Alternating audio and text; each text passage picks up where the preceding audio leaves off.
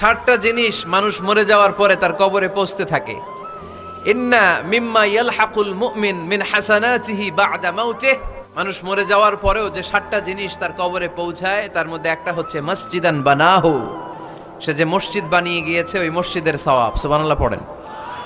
আপনি টাকা দিয়ে মসজিদ বানিয়ে দিলেন, ওই মসজিদে মুসল্লিরা নামাজ পড়ে, রোজাদাররা এসে ওখানে ইফতার খায়, তাহাজ্জুদ আদায়কারীরা তাহাজ্জুদ পড়ে, তাদের সওয়াবের কমতি হবে না, কিন্তু তাদের সওয়াবের একটা পার্সেন্টেজ সওয়াব যে ব্যক্তি মসজিদ বানালো তার আমলনামায় আল্লাহ ঢুকিয়ে দেয়। এজন্য বেশি বেশি মসজিদ বানাতে রাজি আছেন?